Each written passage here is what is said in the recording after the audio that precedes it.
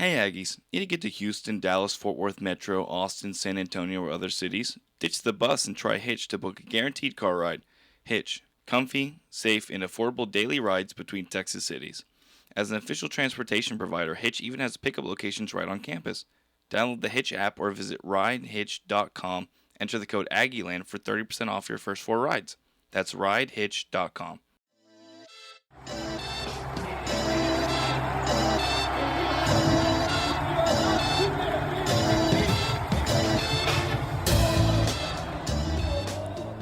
Welcome back, everybody, to the Home Turf Podcast. It's me, Hunter Mitchell, joined by my co-host, Cade Harris. And Week 1 for Texas A&M is in the books. And what a Week 1 it was, all things considered. Yes, the offense looked great. I feel like it was all around probably the most perfect thing that you could ask for an A&M football team in Week 1 based off everything that happened last year.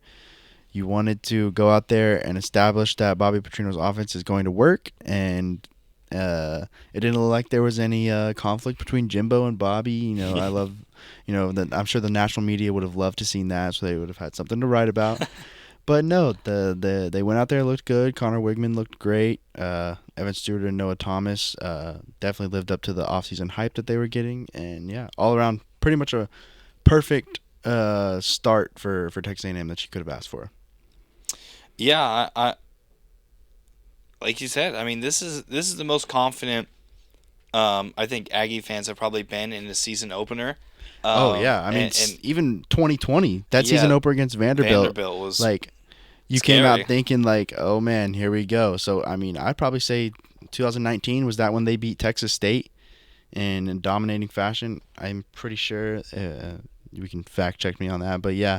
I mean, other than that, I can't remember a time where everyone's after a opening game. Yeah, 2019 Texas State 41-7 victory.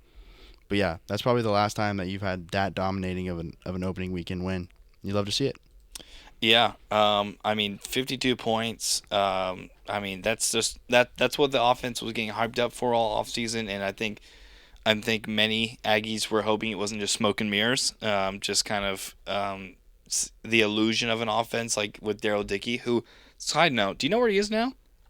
His name popped up in my head last night. Is he at Memphis?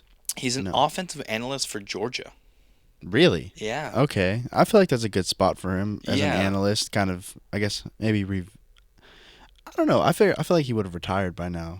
He is kind of old. But I looked him up, and yeah, he's an offensive analyst for Georgia. I guess if he's trying to get back into it, I feel like Georgia's a good spot for him to go, kind of learn, because I mean they're rolling right now. So yeah, it's something that really I mean, not much else to say. Truthfully, I mean, offensively, I mean, it's New Mexico, but I think everyone like me just now kind of like it's a weird feeling to be like okay with this score. Okay, like have some confidence. Like Sam Houston State last year, you were kind of like, okay, 30 points, I guess. A really bad first half, and then I mean, I feel like the rain made it worse. That was just the worst opening weekend ever. It was just a weird. It's a weird feling to be like, okay, 52 points, like that's good. Everyone came out of Kyle Field happy for a change. It's been a minute. I mean, we came out of Kyle Field happy after the LSU game, but for like to open the season, to have confidence open the season. I mean, Connor Wigman lived up entirely to all of his expectations. Throwing dimes. I mean, highest QBR in the country, 97.2 over Sam Hartman from Notre Dame. Only threw 5 incompletions, 236 yards, 5 touchdowns. I mean, the feed of studs offense was in full display, like it was heralded all offseason. Yep, and they're gonna have to keep doing that because I mean this week they get a real test in Miami. So yeah, I mean I'm interested to see how that's gonna work out. But yeah, overall, loved what I saw from Petrino and all the receivers. I mean, Jade Walker even was in the mix, making some grabs, and it gives you confidence that you have depth at that position. Like you thought you already knew, but I mean, it just pretty much reassured it for you after that game. I mean, what really stands out to me is 2 sophomores, Evan Stewart, Noah Thomas. Evan Stewart, freshman All-American last year, everyone knew his name, but Noah Thomas was really only hyped up by the media and by Jimbo. Like he was kind of on the 3-star field. guy, kind of slept on in his class. Yeah, on the field was kind of an anomaly, and Mhm. then they account for almost like half of that receiving yards Yeah, it was or probably over. something like that. I mean, Noah Thomas. I was surprised after like the game ended, looking at actually how many receiving yards he had. He only had, I mean, I say only, but he had 74. But it just felt like so much more with Well, with three the three touchdowns, that's touchdowns. the first Nagy's had 3 touchdown catches in a game since the Belk Bowl with Christian Kirk. Wow, Yeah, that's a stat for you. that is a stat considering also he got hurt in that game.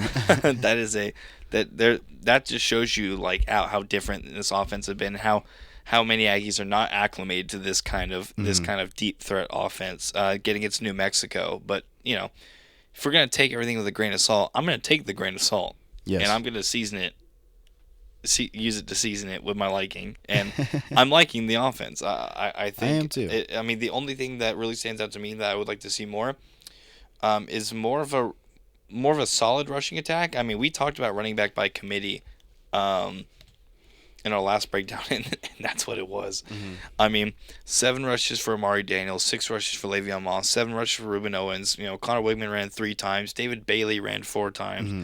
Mhm. Um, I mean, yeah, it was kind of, you can tell they're trying to figure out and feel out who their top guy is. Yeah, I wanted to ask Jimbo after, but I didn't get the chance. Just like, is that kind of the way they're gonna go with it with their running back? Is it gonna be running back by committee, or I mean, they gonna ride the hot hand sometimes, which I'm sure they will. I Yeah. feel like if one back is hot one day, they'll continue to ride with him, or are they gonna try and find a solid back for the rest of the season that is taking most of the workload on a week to week basis?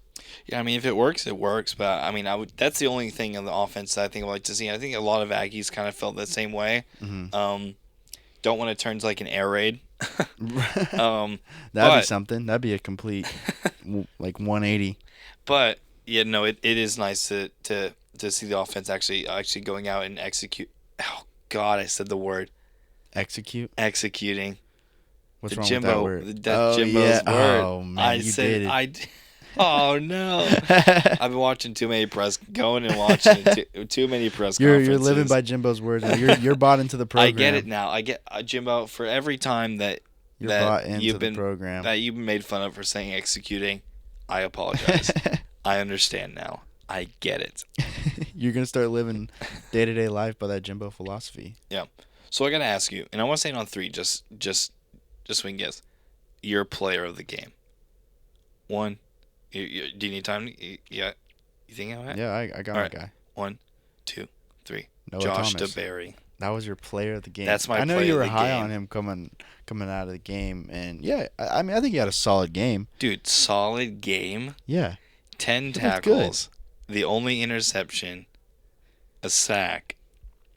Dude was flying Yeah, everywhere. I wouldn't say he probably would be my defensive player of the game for sure. Him and maybe Edrin Cooper. I think Edrin Cooper had a really solid game too. But yeah, I mean, yeah, I guess I could put him player of the game, but I'd still put it up to Noah Thomas. Those 3 touchdown grabs. I was just super impressive. It felt like every play on defense, you would just hear, tackle by number 28, Josh DeBerry, and like it just felt like he was everywhere. And in Yeah. the interception too, I was not surprised when I see the number pop up and it's 28 on the back whenever he came up with the ball because Mhm. it's man, that's who really impressed me. I think he really solidified himself as the corner, like the guy in that secondary. Like Yeah. we had question marks about the corner position. I think that was really answered.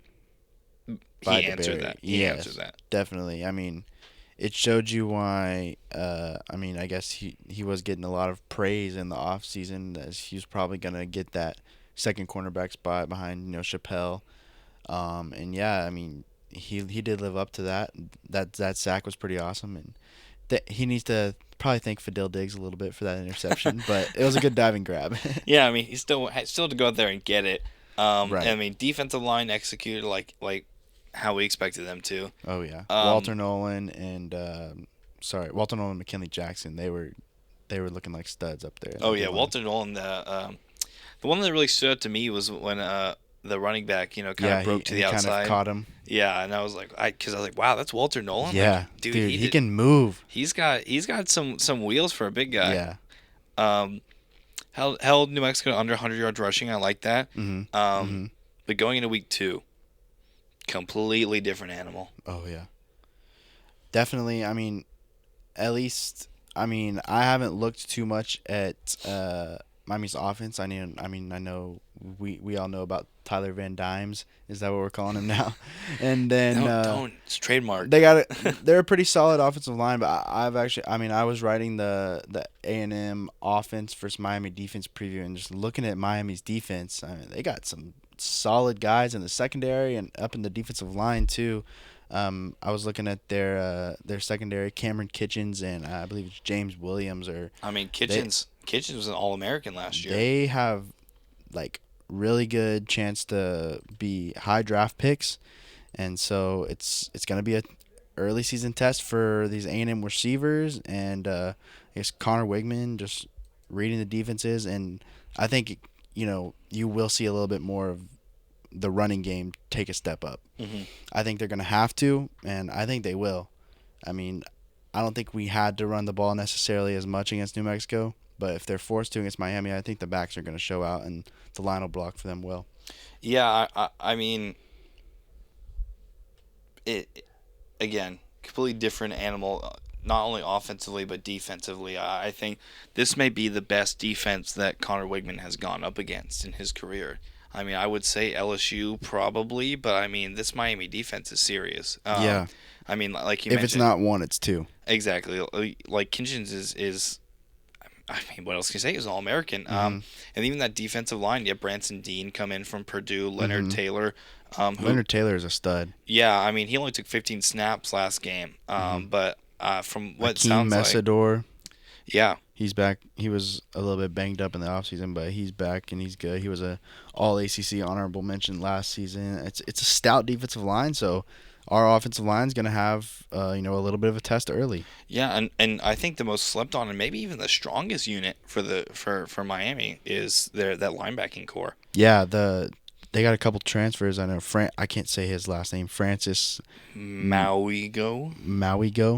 I guess he's from Washington State, and who's their other transfer linebacker?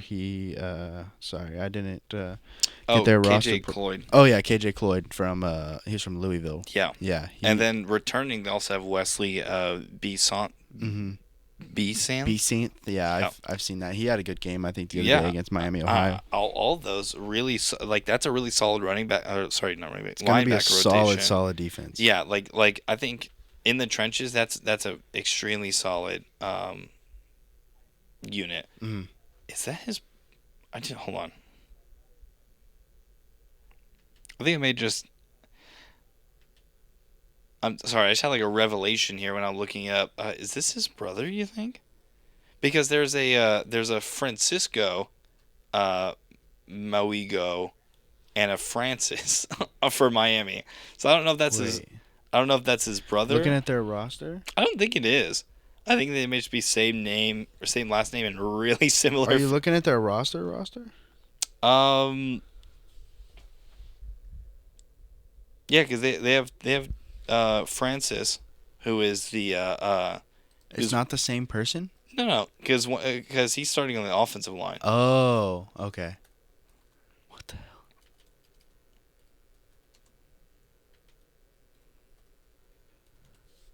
And they're not brothers, bro? Maybe. Let's see.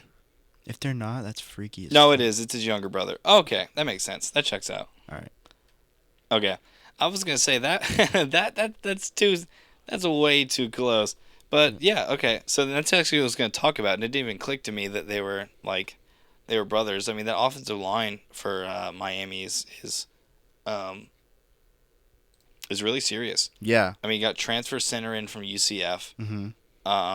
Transfer in from Alabama. Let's see. Matt Lee from UCF and Javion Cohen from Alabama. I mean, with hold on, we're about to figure out how to say it. Oh yeah, get a pronunciation for us. Maui go. Goa. Oh, we were close. Close. We were Yeah. close. No, Um, I like their two tackles, Javon Cohen and Zion Nelson.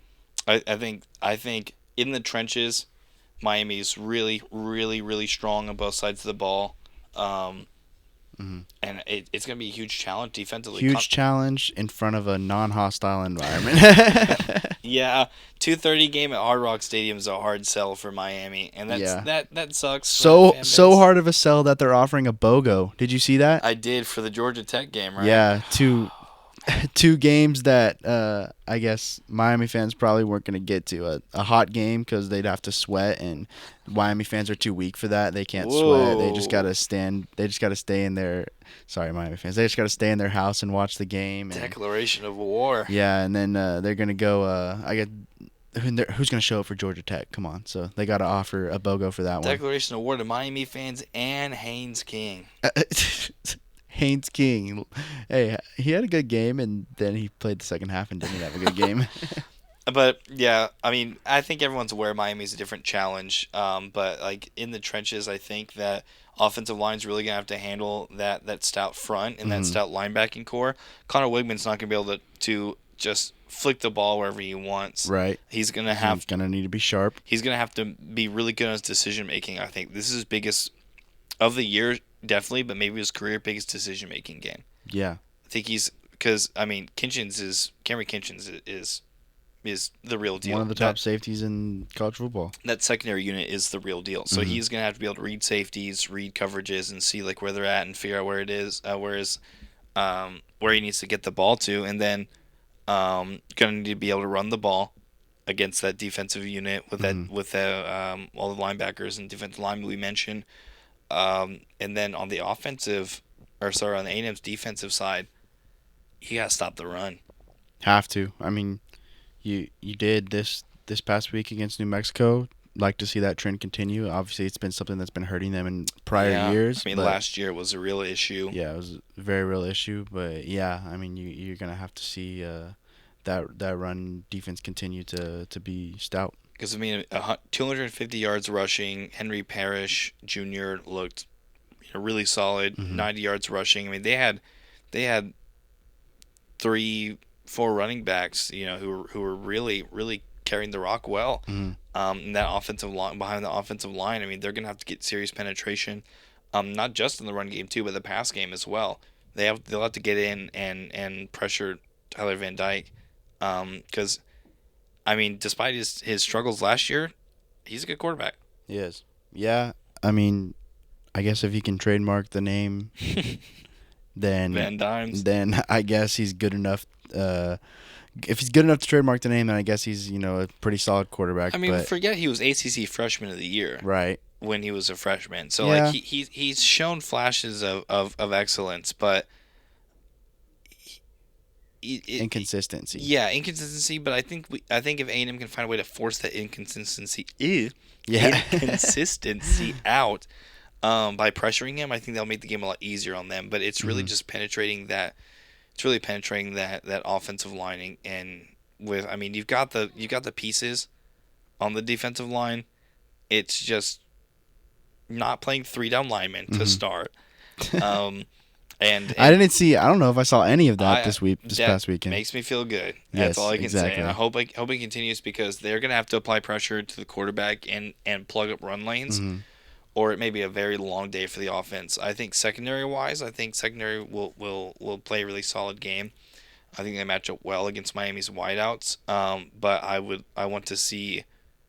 It's all in the trenches. It's kind of like an SEC game. It all begins and ends in the trenches.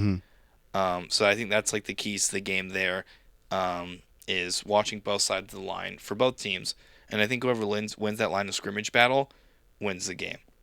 Definitely. Yeah, that's probably. I mean, I think whoever has the ability to run the ball more is going to win and run the ball better, and that literally all starts in the trenches. Yep. If the offensive line is creating holes for the tandem of A&M backs to showcase their abilities, then I think A&M's gonna have a good chance to win the game. But yeah, going back to A&M's run defense can't stop them and get Miami off the field, it's going to be tough to keep up with them. So that being said, your score prediction. I've been debating this, going back and forth. I think Miami's going to score 24, but I think A&M's going to score 31. I think it's going to be 31-24 A&M. See, I went a little lower. I went with 27-20 A&M. Okay. I think if they can plug up the run lanes, I think force Tyler Van Dyke to throw. I think the secondary with like DeBerry, Damani Richardson, Bryce Anderson, I think can maybe take advantage of that. Mm-hmm. But again, all starts in the trenches. But I think Connor Wigman will go out. He's not going to look as good as the New Mexico game. Probably not. It's harder. It would be nigh impossible to look better, if not the same. Yeah. He's still, he only started a handful of games last season, so to expect him to have that kind of mentality and vision of a quarterback who's had a full year, I think is, he still has development time. I mean, he looked great. Don't get me wrong, but playing a completely different team. But I think he will work through it and find a way to win the game. Mm-hmm. He's a gamer. I mentioned before, he is a game changer. Mm-hmm. So I think that is what will put A&M ahead of Miami here. Agreed. But only one way to find out. Yeah, I can't wait. I'm gonna be glued to my TV. I actually am. Are you watching? Where are you watching it? I have no clue yet. Because I'm doing takeaways. So I'll be watching it at the house. Yeah, so. I'll probably be watching it there. All right. Well, I'm sure many other Aggies will also be tuned in this weekend to watch them take on the Hurricanes. But for us, that has been Week 2 breakdown. Players to watch, keys to the game against Miami. Thanks for listening. I'm Hunter Mitchell. I'm Cade Harris. And this has been the Home Turf Podcast, and we will catch y'all next week.